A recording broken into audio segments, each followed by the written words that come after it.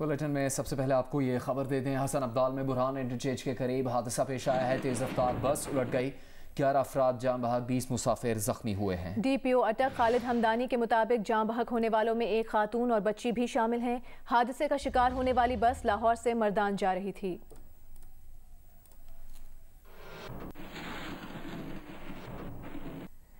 पेशावर में Hayatabad medical complex के nursing hostel में आग भड़क उठी। रेस्क्यू जराये के मुताबिक आग हॉस्टल के दरवाजे के साथ पड़े सामान में लगी। जनरल सेक्रेटरी नर्सिंग एसोसिएशन ने बताया कि आग ने बिजली की तारों को लपेट में ले लिया, जिसके बाद हॉस्टल को खाली करा लिया गया। रेस्क्यू की टीम्स आग बुझाने में मसरूफ हैं। दूसरी जाने पेशावर ही में ओल्ड बाड़ा रोड पर ऑयल टैंकर में आग लगने से एक शख्स मामूली जख्मी हुआ। ऑयल टैंकर में आग लगने से करीबी दरख्तों में भी आग लग गई।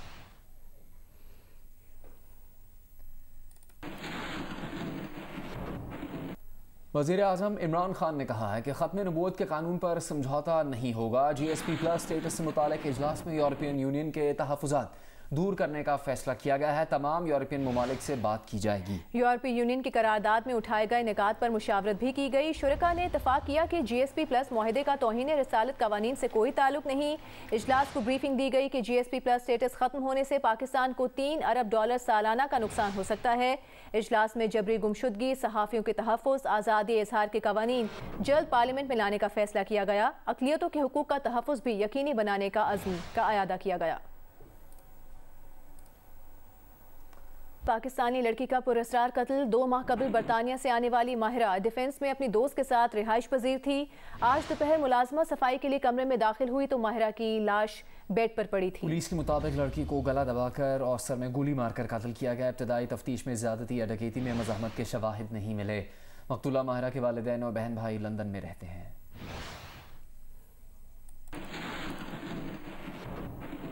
फैसलाबाद में 62 अफराद ने एक शख्स पर तशद्दुद किया, वीडियो भी बनाई। पुलिस के मुताबिक मुतासरा शख्स का भाई जमींदार के घर भैंसों की देखभाल पर मामूर था और कम तनख्वाह के बायस वो मुलाजमत छोड़ गया था। तशद्दुद करवाने वाले जमींदार का इल्ज़ाम है कि मुतासरा शख्स के भाई ने मुख्तलिफ औकात में 4 लाख रुपए उधार लिया था। पुलिस ने तशद्दुद की वीडियो सामने आने पर जमींदार समेत 4 अफराद के खिलाफ मुकदमा दर्ज कर लिया। मरकजी मुलजिम समेत 2 मुलजिमान गिरफ्तार किए गए हैं। 2 की तलाश जारी है।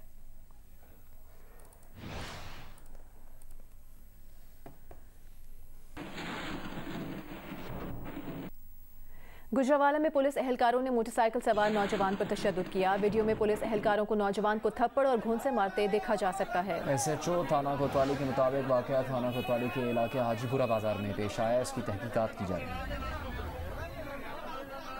विफाकी हुकूमत ने इंतखाबी इस्लाहात के पैकेज का ऐलान कर दिया। इलेक्ट्रॉनिक वोटिंग का तरीकाकार राइज करने, ओवरसीज पाकिस्तानियों को वोट का हक देने के लिए तरमीम लाने का फैसला किया गया है।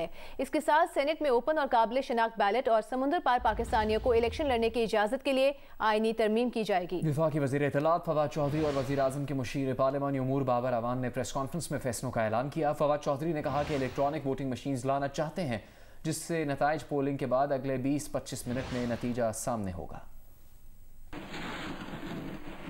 पीपल्स पार्टी के चेयरमैन बिलावल भुट्टो ने कहा कि इंतखाबी इस्लाहात के लिए बुनियादी काम इस्टेब्लिशमेंट का इलेक्शन में किरदार खत्म करना है। ऐसा ना किया तो जितनी भी कानून साजी हो, इलेक्शन मतनाज़े रहेंगे। बिलावल भुट्टो ने नून लीग को भी निशाने पर रख लिया। कहा कि नून लीग की जानिब से NA 249 के पोलिंग बॉक्स फौज की तहवील में देने का मुतालबा समझ से बालातर है।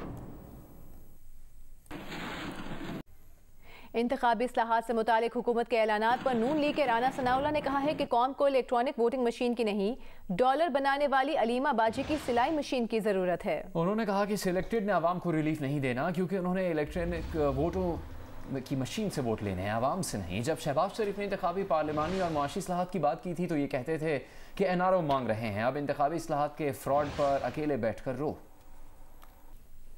हल्का NA 249 में इलेक्शन से पहले होने वाले 3 सर्वेज में से पल्स और इप्सॉस के सर्वे में तहरीक इंसाफ को सबसे आगे बताया गया था, जबकि गैलप के सर्वे में मुस्लिम लीग नून सबसे आगे थी। तीनों सर्वेज में पीपल्स पार्टी काफी नीचे थी, लेकिन नतीजा सामने आया तो ये तीनों सर्वेज नाकाम रहे।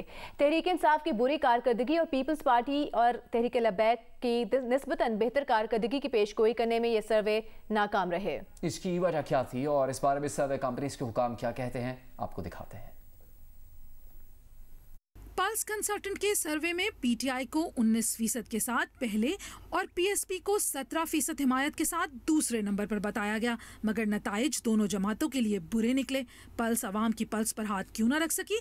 पल्स के सीईओ काशिफ हफीज कहते हैं कि तहरीक इंसाफ तंजीमी नाकामी के बायस अपने वोटर्स को बाहर न ला सकी। पीटीआई जो है वो अपने तंजीमी स्ट्रक्चर के अंदर पूरी तरह फेल हुई है। वहाँ पे उसके मतलब ये कि जैसे आप कहें कि उनके एजेंट्स मौजूद नहीं थे, उनके स्टॉल्स लगे हुए थे तो उन स्टॉल्स के अंदर लोग नहीं बैठे हुए थे।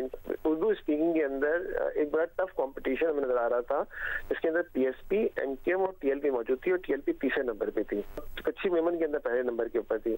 आखिरी 3 दिन के अंदर टीएलपी का फिनोमेना जो है वो अचानक से वहाँ पे बस्ट अप हुआ है।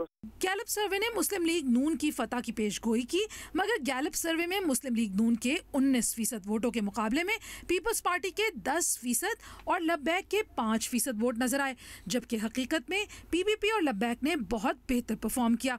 गैलप के एग्जीक्यूटिव डायरेक्टर बिलाल गिलानी कहते हैं कि सर्वे इलेक्शन से 10 दिन पहले किया गया था। सर्वे जो इलेक्शन से पहले किए गए वो तकरीबन 10 दिन पहले किए गए। हमने देखा कि इन 9 दिनों में अवाम की राय में एक यकसर तब्दीली आई। पीटीआई को वोट करने वाले बहुत से अफराद ने एंड में पीपल्स पार्टी को वोट दिया, क्योंकि उनके जो उम्मीदवार थे वो भी एक पश्तून इलाके से ताल्लुक रखते हैं और मुस्लिम लीग नून को थोड़ा सा नुकसान हुआ क्योंकि उनके वोटर्स ने जो कि एक कुछ तादाद पंजाब से ताल्लुक रखती है, उन्होंने तहरीक लब्बैक को एक सिंपैथी वोट पड़ा। एमडी इप्सॉस बाबर अब्दुल सत्तार ने इंतहाई कम वोटर टर्नआउट को सर्वे के बरक्स नताइज की बड़ी वजह करार दिया।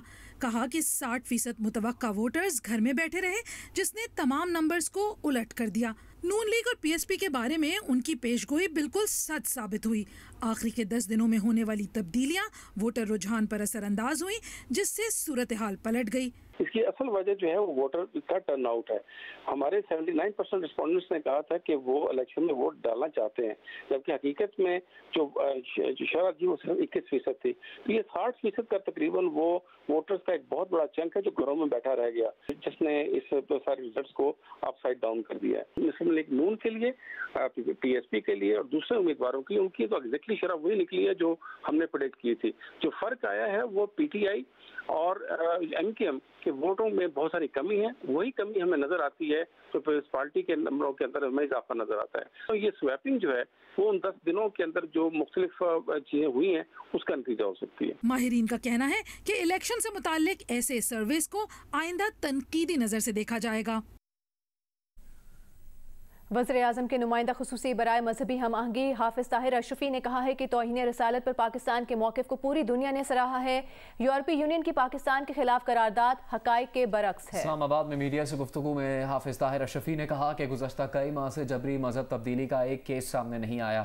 वज़ीर-ए-आज़म ने OIC के सफ़ीरों की मुलाकात में उम्मत मुस्लिमा को मुत्तहिद करने की ज़रूरत पर जोर दिया। वज़ीर-ए-आज़म इसी हफ्ते सऊदी अरब जाएंगे। हाफिज ताहिर अशरफी का कहना था कि एतकाफ़ पर वफाकी हुकूमत ने कोई पाबंदी नहीं लगाई, मसाजिद को बंद नहीं किया, तहम SOPs पर अमल करना होगा। मामले खुसूसी बराए इत्तलात पंजाब फिरदौस आशिक आवाम ने गुज़श्ता रोज़ असिस्टेंट कमिश्नर सियालकोट की तस्दीक करने के अपने इक़दाम का दिफा करते हुए कहा कि एक असिस्टेंट कमिश्नर उन्हें क्या प्रोटोकॉल देगी। वो कल पसीने में शराबूर थे, उनकी मातहत अफसर को AC वाली गाड़ी में जाकर नहीं बैठना चाहिए था। आगे बढ़ते हैं, आपको बताते हैं वज़ीर ख़जाना शौकत तरीन ने कहा है कि IMF ने पाकिस्तान के साथ नाइंसाफ़ी की। बिजली टैरिफ में IMF का मुतालबा नाजायज़ है। मईशत का पहिया चल नहीं रहा, टैरिफ बढ़ाने से करप्शन बढ़ रही है, महंगाई की शरह में इजाफा हो रहा है। IMF से कहा कि गर्दिशी कर्जा कम करेंगे, लेकिन टैरिफ बढ़ाना समझ से बाहर है। ये भी कहा कि GDP ग्रोथ 5% तक ना लेकर गए तो 4 सालों तक मुल्क का अल्लाह हाफिज। नए टैक्सेस की बजाय टैक्स नेट बढ़ाने की ज़रूरत है। हुकूमत जिन इदारों को नहीं चला सकती उनकी निजकारी कर दी जाएगी।